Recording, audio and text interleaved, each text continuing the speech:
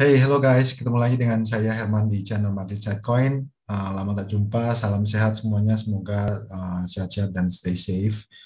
Dan mungkin sudah lama kita nggak bahas lagi mengenai ini ya, perkoinan, pertokenan Bitcoin. Dan menurut saya hari ini saya sempat berpikir bahwa ini mungkin momen yang pas nih untuk membahas lagi terkait dengan tokenan karena kemarin-kemarin kita udah sibuk dengan ini ya weekend webinar dengan Zoom dan saya coba balik lagi untuk bahas menunjukkan beberapa indikator penting dan saya mulai melihat ada bull signal nih teman-teman.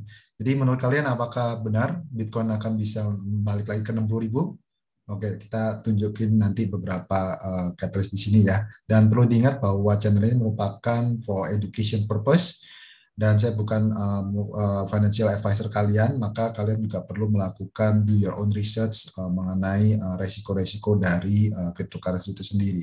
Oke, tanpa panjang lebar kita bahas hari ini. Seperti yang teman-teman mungkin kalau sudah follow di Instagram saya, kalian bisa lihat bahwa saya sempat bahas ya 2 hari yang lalu.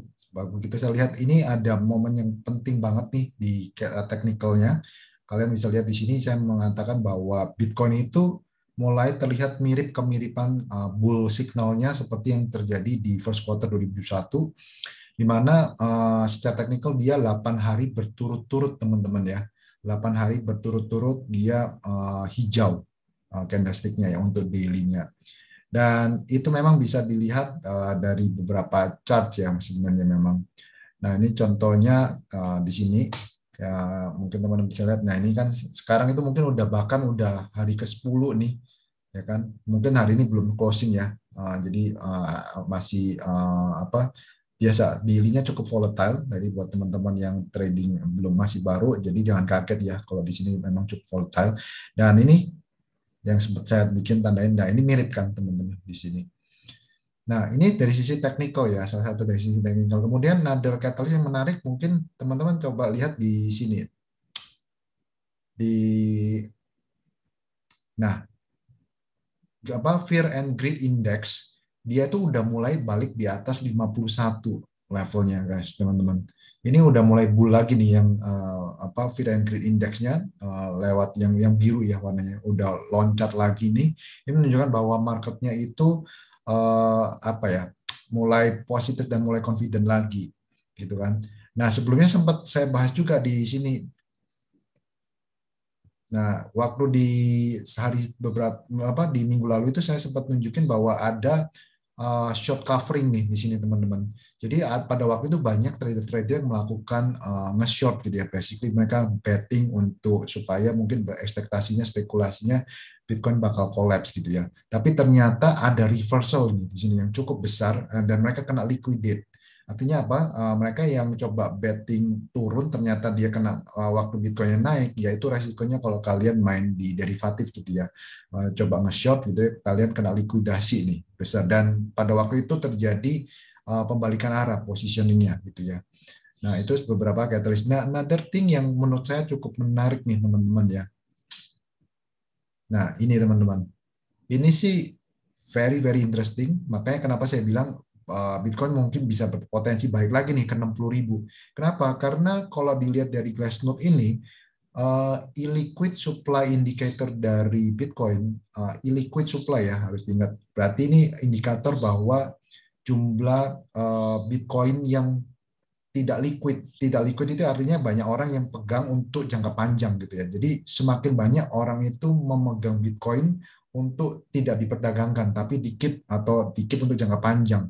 Nah, itu ibaratnya kalau kayak di saham, kalau semakin nggak liquid ya teman-teman, kemudian barangnya itu yang beredar kan semakin berkurang. Ini kan Bitcoin itu kan fundamentalnya itu lebih dari sisi ekspektasi, expectation on inflation, dan juga supply dan demand dari market. Makanya dia sifatnya seperti kayak emas gitu ya, disebut dengan digital gold dulunya kan.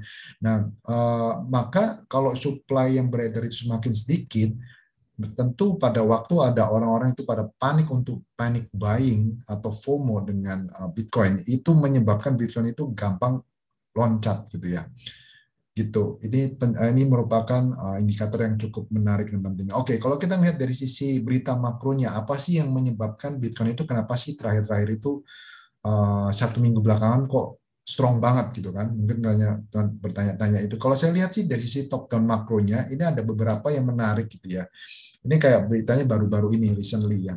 Nah, di daerah di Europe, German inflation itu tiba-tiba spike lagi gitu ya. Bahkan di Julinya itu accelerate. Tadinya orang pada berpikiran bahwa inflation-nya itu transitory turun, tapi tiba-tiba accelerate lagi di Juli. Tidak hanya di Jerman, tapi Europe juga nih. Europe punya inflation rise above ECB target gitu ya. Bahkan di sini juga bilang bahwa di bulan Julinya dia itu accelerate ke 2,2% dibandingkan bulan sebelumnya 1,9. Tadinya orang pada berpikir bahwa Juni itu kan udah low base effect ya, karena tahun sebelumnya kan mungkin ada impact dari COVID lockdown gitu ya. Jadinya ada low base effect, jadinya udah peak. Nah, harusnya mulai transitif turun, tapi ternyata yang kejadian di Euro area itu inflation malah naik lagi. Dan kalian sempat, kalau kalian ikutin dari saya dari awal, ya kan saya pernah bahas bahwa Bitcoin itu merupakan salah satu aset yang digunakan untuk inflation hedge. Jadi kalau kalian tidak mau daya beli kalian itu terkuras oleh inflation risk, maka orang itu mulai perlu ini ya apa Bitcoin untuk memprotek daya beli kalian gitu ya ibaratnya, karena ini salah satu new asset class gitu. Nah, another thing yang menarik terakhir dari berita yang menarik menurut saya itu adalah di sini ya teman-teman ya, terkait dengan Mastercard. Ini ada berita terakhir nih. Confirm lagi bahwa Mastercard itu sudah berkomitmen untuk benar-benar they want to expand into the cryptocurrency gitu ya. Jadi CEO-nya Michael Mybeck itu juga udah mengatakan di earnings call-nya gitu ya, bahwa mereka harus komit untuk benar-benar do expansion untuk di cryptocurrency, dan mereka push supaya merchant-merchant itu bisa menerima kripto sebagai payment gitu ya. Nih, nah kalian tahu nggak bahwa Mastercard punya merchant itu ada berapa banyak teman-teman? Nih, 900 juta users itu yang mereka bisa nantinya spend their crypto supported by the Mastercard vendors gitu ya. Merchantnya itu kapan harinya seingat saya kan sudah sekitar 100 juta merchant ya globally gitu ya.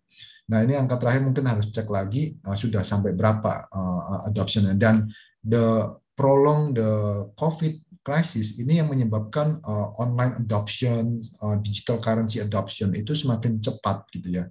Dan ya apalagi ini dipelopori dengan Mastercard gitu ya. Sebagaimana orang kita semua tahu bahwa Mastercard salah satu vendors untuk di credit card yang terbesar globally gitu ya. Nah, terakhir dari sisi stock and flow, nah ini kalau kalian mau ngomong tentang fundamental analysisnya, sebenarnya memang ya masih dalam rentang di situ ya. Jadi kalau kita lihat stock to flow-nya Bitcoin itu memang masih rata-rata kalau dari hitungan saya ya. Bentar ya, saya kasih lihat ya, ini yang dulunya pernah tunjukin. Nah, ini itu memang masih secara fundamental dari stock to flow. Stock to flow itu kan cara berpikirnya adalah berapa lama sih untuk bisa menghasilkan jumlah Bitcoin yang beredar sekarang. Itu ibaratnya kayak menambang emas. Berapa lama yang dibutuhkan untuk supaya bisa memproduksi emas dengan jumlah inventory stok yang sekarang gitu kan. Nah, kemudian ada hitung-hitungannya ya, dengan stock to flow model yang sekarang itu memang harga Bitcoin fundamentalnya itu sebenarnya bahkan bisa di atas $100.000 gitu ya. Gila gitu kan, sekarang masih 42.000 nih teman-teman. Jadi confirming levelnya Bitcoin itu sebenarnya lebih di level nanti untuk next uptrendnya itu di level 42.000 sampai 44.000 sampai 45.000. Karena yang tadinya first resistance itu udah pecah ya. Yang di 42.000-nya ini, 42.000 ini lagi penentuan nih hari-hari ini. Gitu teman-teman. Jadi another thing mungkin saya tambahin juga, ini hash rate ini juga saya juga monitor terus, karena hash rate ini kan semakin tinggi hash rate itu menunjukkan bahwa the security dan orang untuk melakukan mining di Bitcoin itu mulai naik lagi gitu ya intinya. Dan itu artinya semakin tinggi hash rate itu security dari blockchain-nya Bitcoin itu semakin aman. gitu ya. Karena makin banyak orang yang involve validating. Nah, ini kemarin kenapa nih bisa collapse kayak gini? Karena ini waktu itu teman-teman kalau ingat ada crackdown ya di China ya. Di mana banyak beberapa crypto miner itu kena clampdown di China. Makanya pada waktu itu Bitcoin juga collapse sampai 50% karena globally orang panik ya gitu. I think hari ini sekian menurut saya. Semoga research ini kita bisa membantu kalian, dan kalau memang berguna buat teman-teman, moga supportnya dalam klik the subscribe atau the like button, dan mungkin boleh share ke teman-teman kalian. Itu aja ya teman-teman untuk hari ini sesinya. See you, bye bye, have a good weekend.